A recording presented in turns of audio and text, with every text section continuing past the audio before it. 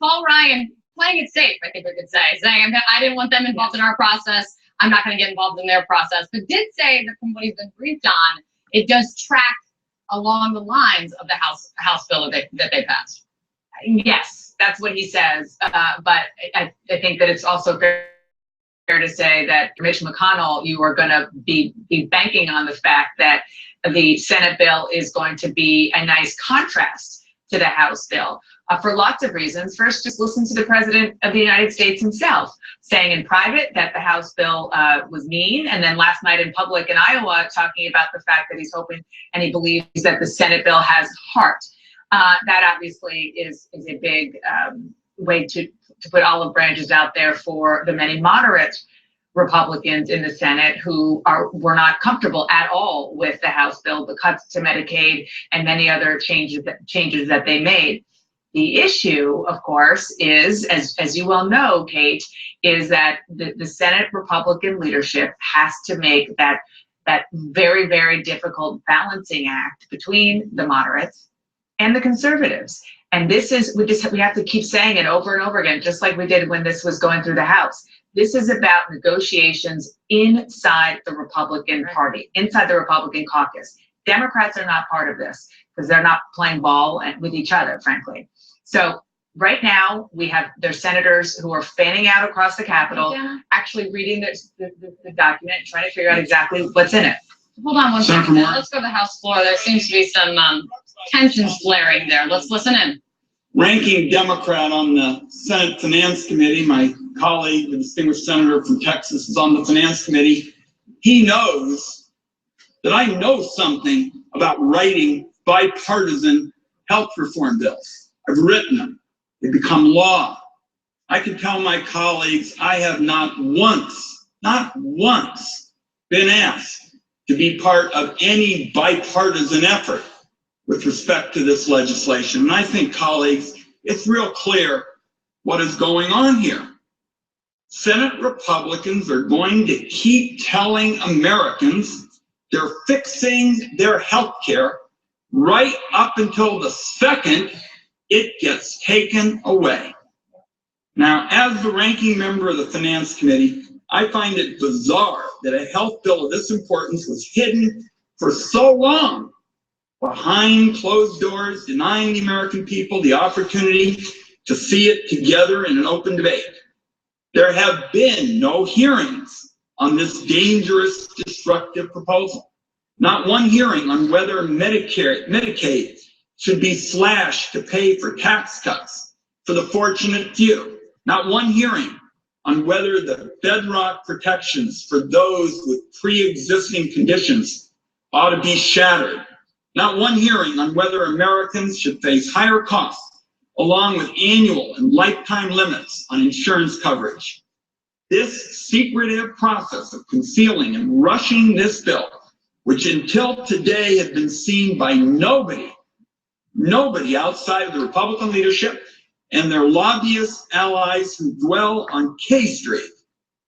The secretive process stands in sharp contrast to the process that led to the Affordable Care Act. So I put forward now a parliamentary inquiry. Is the chair able to confirm that the Committee on Finance considered S 1796, the America's Health Future Act, which was ultimately incorporated into H 3590, the Patient Protection? All right, we're listening to some of the reaction on the Senate floor right now. Let's head over to the House side of the Capitol, though, for more reaction. Let's go to Republican Congressman Michael Burgess in Texas. He's joining me now. He helped craft the Republican health care reform bill in the House. Congressman, it's great to see you. Thanks for coming in. No, thanks for having me on. It's obviously it's a big day. Thank you. A very big day. Yes, you helped craft that Republican bill in the House. Is the Senate version, from what you see, better or worse than yours?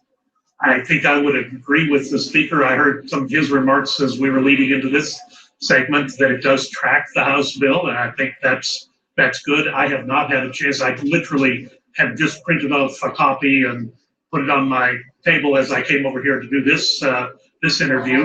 But it's only 147 pages, so I expect that most of us should have had a chance to read through it by mid-afternoon, and we'll be able to assess for ourselves what the differences with the House bill are and whether or not they're acceptable on the House side.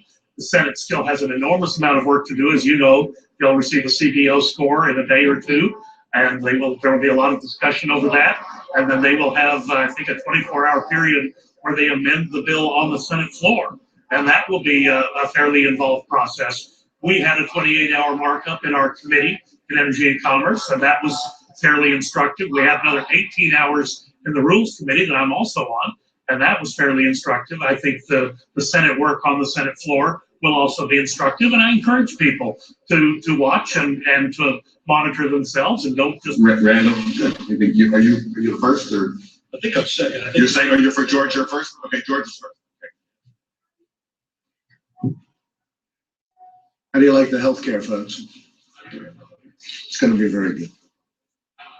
A little negotiation, but it's going to be very good.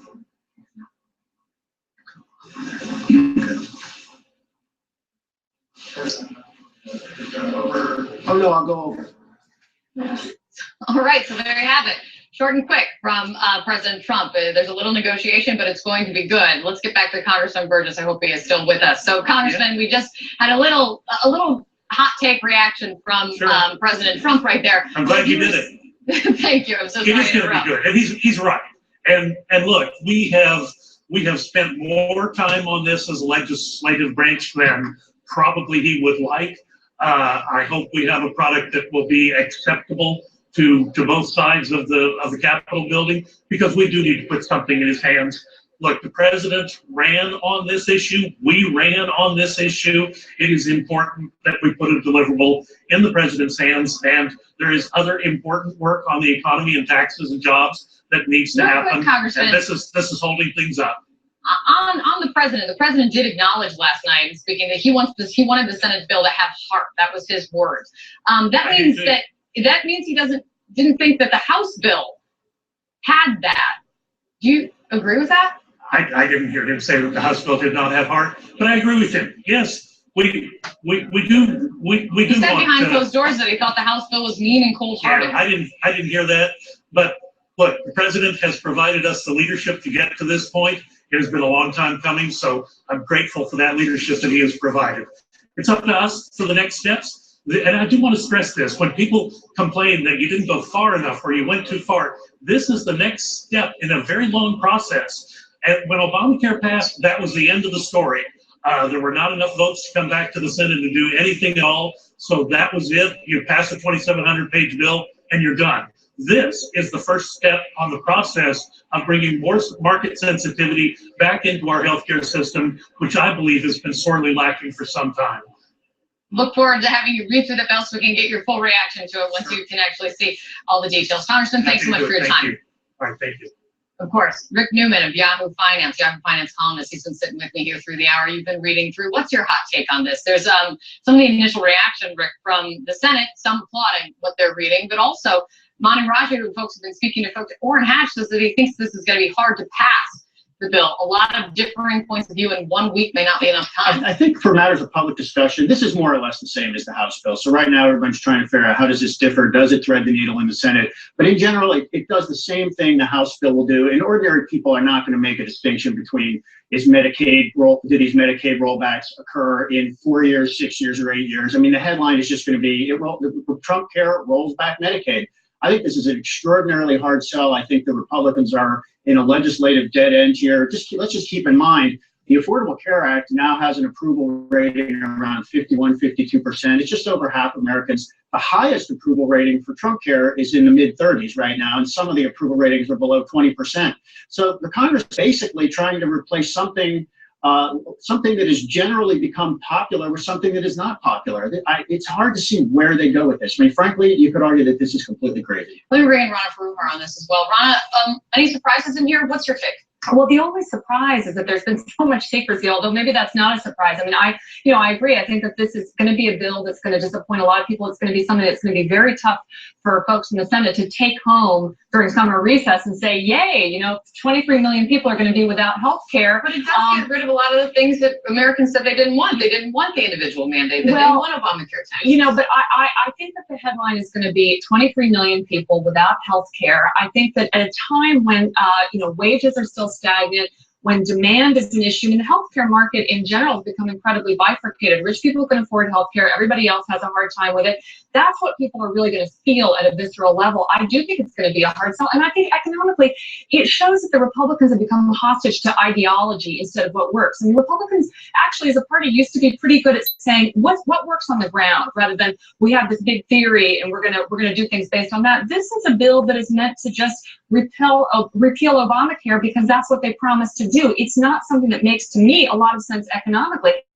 I think things that would make sense economically are tort reform, taking pieces of problematic issues in the healthcare system and dealing with them, dealing with them, individually. But just getting rid of this because it says Obamacare is wrong to me. Can I just say, this entire debacle affects about 8% of people with health insurance. That's it. You would think it affects everybody. It doesn't. And there are big problems in the rest of the insurance market. The big one is costs are just too high. We spend way too much on healthcare. There is nobody in Congress addressing this right now. That's it's right. all about what really, we're talking about a lot of people, but it's a narrow sliver of everybody with insurance, and everybody has problems. Let me add another voice to the conversation. Robert Brayboy, he's a senior research fellow and healthcare scholar at George Mason University. Robert, thanks so much for joining us. You've been hearing the conversation. What's your take? What's your reaction? Well, I've just begun looking through the new bill, the draft bill. It seems to be a modest change from the House version, which in turn is, to a large extent, a modest change from the Affordable Care Act that's been in place for 7 years. So things aren't going to be dramatically different after this year, whatever happens. Are you in the camp of believing the Congressional Budget Office score or not, Robert, when that comes out? Because, of course, many Republicans have been skeptical of the analysis when it came out about the House version, and everyone's now waiting to see what happens with the Senate version. Sure. Let me preface it with the Congressional Budget Office is probably the most nonpartisan, honest, fair group in Washington, and they're generally wrong on most of what they do. They do what they have to do. There are real problems with the CBO report that came out on the House version bill. First of all, that 23 million on losing insurance figure is a real problem because to a large extent it's measuring it against if the Affordable Care Act were operating perfectly, which it's not, and it's not going to. So it's really matching a projection against a fiction. MJ, let me bring you back in kind of to go back to where we began, because I want to make sure it's not lost with folks. What are the differences that you're seeing between the Senate version and the House version that passed? Well, I think you were making a really good point earlier. We have a tendency, because the House bill came out first, to compare the Senate bill to the House bill and sort of use that as our gauge. But it is important to sort of take a comprehensive look at the Senate bill and see what it does to Obamacare, as opposed to is it more moderate or is it more conservative compared to the House bill. Some of the big headlines, again, we've been talking about this all morning, but really important to go into the details. On Medicaid, the expansion would be phased out, would be kept in place until 2021, but would be eventually phased out over a 3-year period. There are drastic changes to the program, deeper cuts than what we saw in the House bill. Again, not to compare everything to the House bill, but that is a reality that there are differences between the House bill and the Senate bill. On the federal subsidies, it would be tied more to income rather than age. Now, this is something that mirrors Obamacare. So if you are Rand Paul or Mike Lee, you can easily imagine them saying, look, this is too close to Obamacare. We already felt that the House bill was basically Obamacare-like. This is not something that is acceptable. Insurance regulations, insurers cannot charge people more for pre-existing conditions. Remember, this was probably the most controversial portion of the House bill. A lot of moderate members and conservative members said that this cannot stand with their own constituents, and that is why they ended up making some last-minute changes. So a lot of differences from the House bill, even though the big headlines might be the same. I think, again, the question is, will some of the conservatives members who, basically just want a wholesale repeal of Obamacare, will they take sort of relief in seeing some of these changes that were made? One of the issues, Rhonda, that MJ points out is how they're the subsidies that help people pay for their insurance. Yeah. And there is a difference between the Senate and House version. Senate version tracks more with Obamacare, Right. and that they calculate it with regard to income rather than age. Is that better or worse? Do you have an opinion on that? You know what? I have an opinion on the fact that this is so incredibly complicated, and that's part of the problem. And I'd actually like to kind of bring it back Welcome to to the healthcare debate. Welcome to the healthcare debate. But guess 2007 what? Only in this country. You know what would fix things? Making Medicare universal, because that's one of the programs that's actually working that Americans like having employer-linked Yeah, but health care. Rhonda, it's not gonna happen. We're dealing with it here now. Hey, let me tell you something. Businesses are starting to clue into the fact, and there's a big movement within American business to say, you know what, having employer-linked health care is actually not great. It's not great for businesses. It's not great for individuals, more of whom are going to be working as freelancers in the future. That's what the portable benefits debate is about. I know we're dealing with here and now, but essentially we keep missing the fact that the healthcare system in America is broken at a much deeper level. In some ways, these details are technocratic. Yeah, but something's got to give right in the next week, or People are going to start hearing this phrase, the age tax. Okay, this is a little bit of demagoguery here, but this is what groups like AARP, which opposes the Republican health care plan, they say it would impose an age tax on seniors. In other words, they would end up having to pay more because of the way that this is all structured. It's hard to see how this is popular with any significant mainstream group anywhere. Robert, one of the big things, I mean, I don't know. It's true.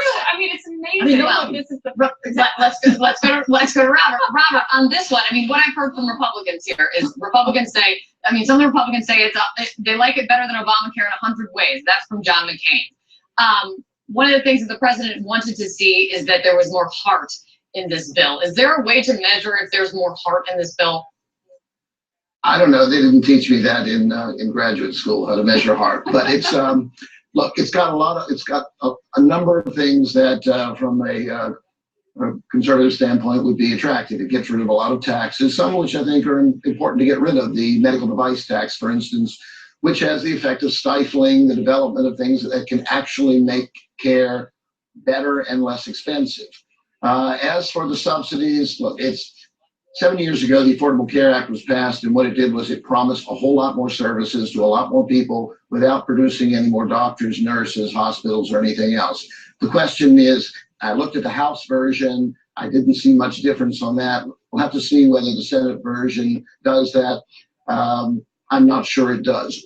We're not really going to start fixing the problem in the country until we stop worrying so much about the insurance and who pays and who gets in line first, and actually start looking at the ways that we produce health care. Fundamental changes. Is different than health care. That's actually a very important point. Fixing health care is different than fixing the insurance system. All right. Yes. Thanks, guys. Thank you all very, very much to sticking with me throughout this hour. There's been a lot of moving parts, and it only continues as everyone continues to read through what is in and what is not in the Senate healthcare plan that was just unveiled. Inside Politics with John King starts right now.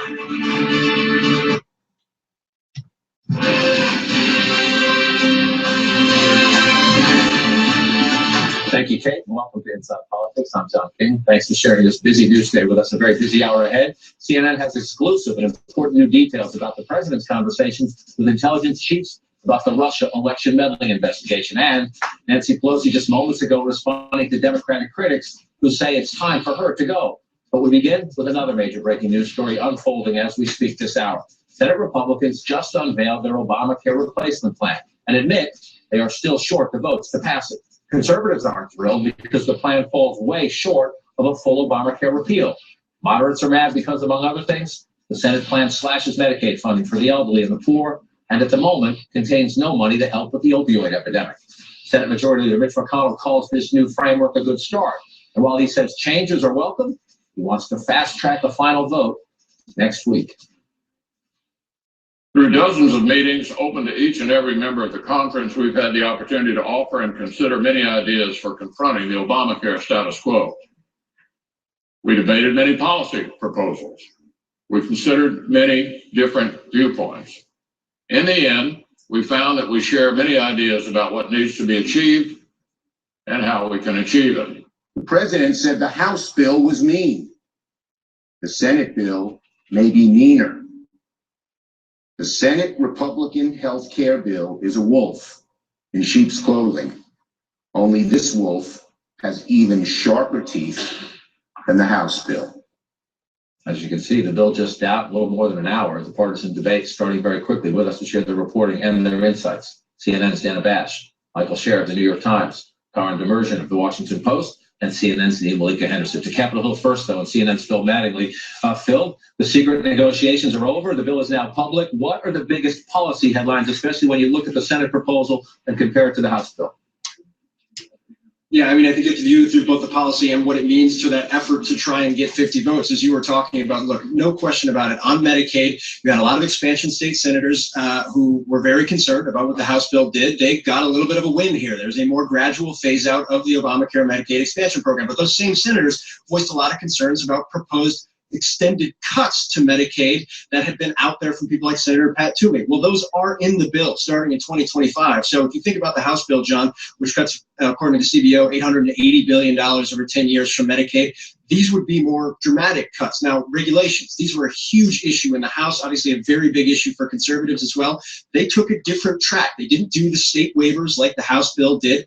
They tried to use an existing Affordable Care Act waiver to give states more flexibility, the ability to get out of things like the essential health benefits, the top line 10 benefits that were required in every Obamacare plan. So that could help them a little bit, but they don't touch pre-existing conditions, or at least they try not to, something that essentially by extension they did in the House bill. So those are kind of the key areas there. They repeal the taxes, they repeal the individual mandate, the employer mandate. Those were kind of always going to be in play here. But I think the question remains, as they try and give a little bit here and a little bit there to the specific ideological poles of their conference, does it result in 50 votes? I can tell you Senator Susan Collins, one of those key moderates, already put out a statement saying she has a number of concerns. Lisa Murkowski, another target here, was talking about how she really wants to read the bill. Both of those are key votes when it comes to abortion issues. Well, there's a defund of Planned Parenthood for a year in the bill, so that's an interesting element. Rand Paul has had very serious concerns about the tax credit piece of the bill, the subsidy of the bill. He echoed those concerns after the briefing today. And then you always have to keep an eye on the conservatives. Where does Ted Cruz, where do Mike Lee come down on the regulatory issue right now? We don't have immediate answers there. But as you noted, it's very clear they don't have 50 votes yet. There is more work to do. The question, John, becomes, do they do that work via amendment? Do they do that work in a manager's amendment? Or do they just kind of browbeat everybody to get there? It's an open question right now if they get there at all, but certainly there's going to be a lot of work ahead, and most notably a CBO score to take a look at in the coming days.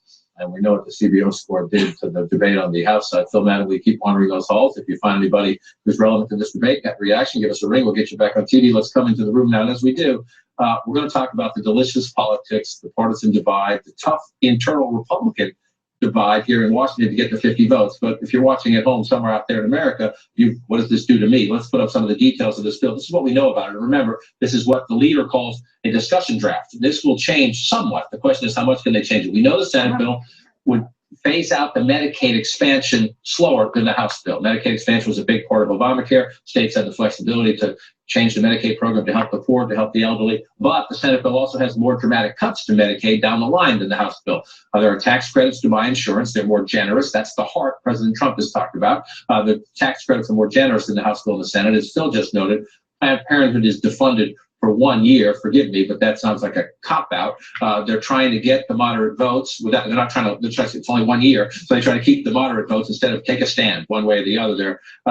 You spent a lot of time on Capitol Hill. You heard the majority leader. He understands. He wants to vote next week. He had to bring this bill public, but he doesn't have the votes yet. He doesn't have the votes yet. And, you know, those of us who have covered Mitch McConnell and fights like this before, always, you know, the experience is that McConnell is obviously the best chess player, probably on Capitol Hill now for sure, maybe even in recent history. So the idea that he, as a masterful tactician, is putting this out there without knowing how it ends is pretty astonishing. But from my reporting, that is exactly that's true. There isn't a secret plan procedurally to get this passed that he has right now. He certainly has hopes. He knows how to negotiate. He knows how to talk to his caucus, and that he's going to use those skills from now until the actual final vote. But he doesn't have them yet. And he's going to need those skills. And as the leader ponders, this will show you some video. This is democracy in action here. Healthcare is an incredibly personal debate. These are protesters outside the Senate Majority Leader Mitch McConnell's office. As we speak, they're still there. You're watching these photos that they're protesting the Medicaid cuts in the Republican healthcare bill. What's interesting to me for this debate to go forward, 52-48 is the Republican margin in the Senate, meaning they can lose 2.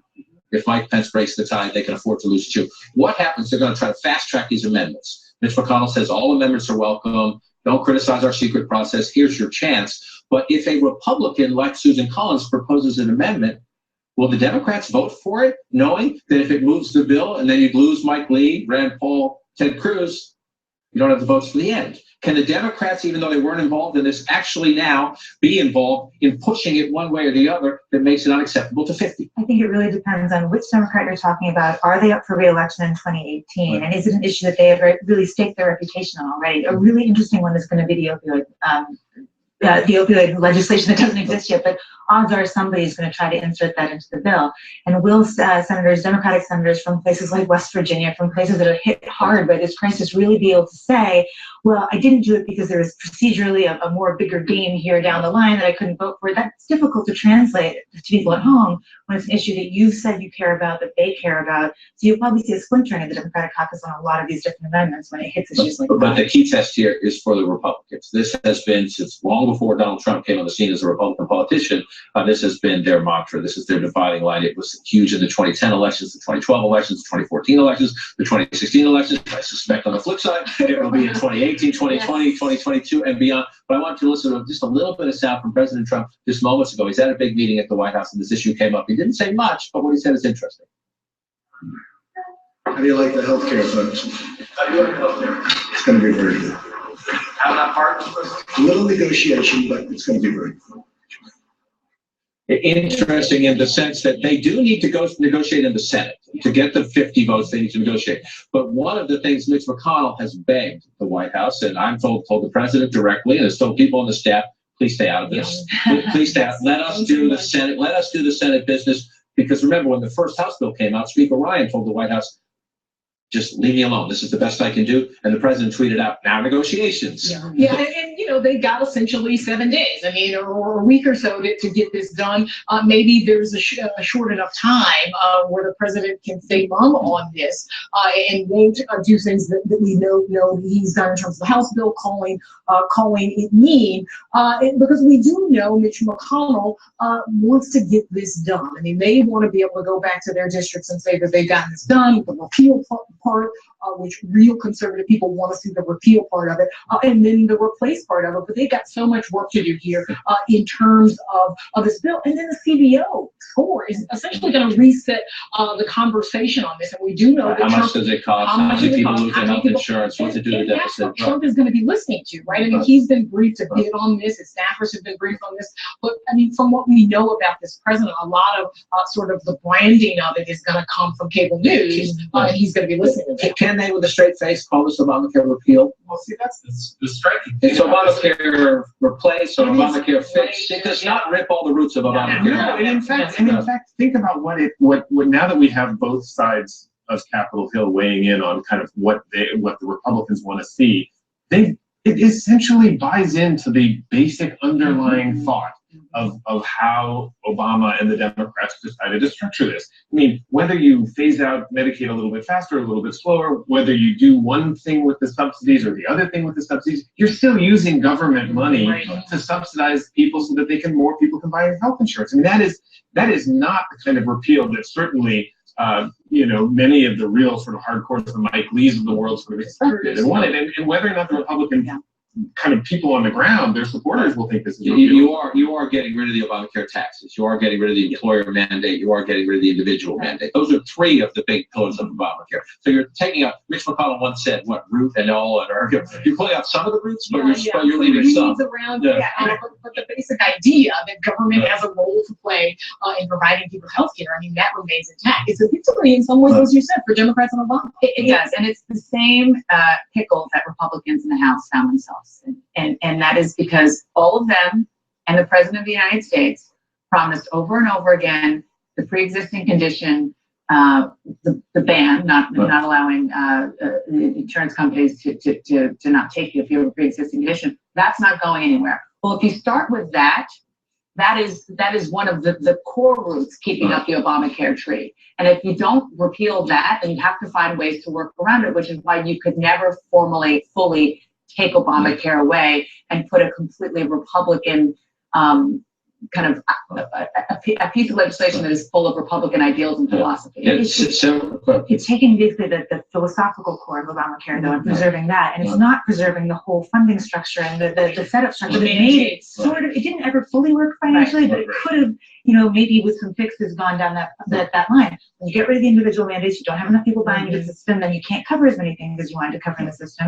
And then when you are kind of peeling back on the money that's there for Medicaid, you're not catching people that are falling out of the system. So it doesn't hang together the way it did around that central, trunk of the tree, I guess. The branches are, More on this throughout the hour as we continue it, but remember, as Mitch McConnell tries to keep all but 2 votes, very difficult. We'll get back to the politics and what the Republican governors weigh in too. They care about the Medicaid part of it for this vote. Ahead, though, we shift gears a bit. Nancy Pelosi rebuts her critics and vows to stay as the Democratic leader. Next, to CNN exclusive, also 2 intelligence chiefs tell investigators President Trump made them uncomfortable, asking for help in the Russia meddling investigation. As we go to break, pause for a second here. Watch a hero.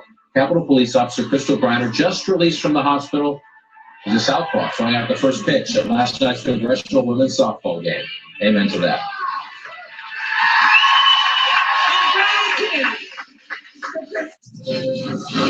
Inside Politics is brought to you by Cialis.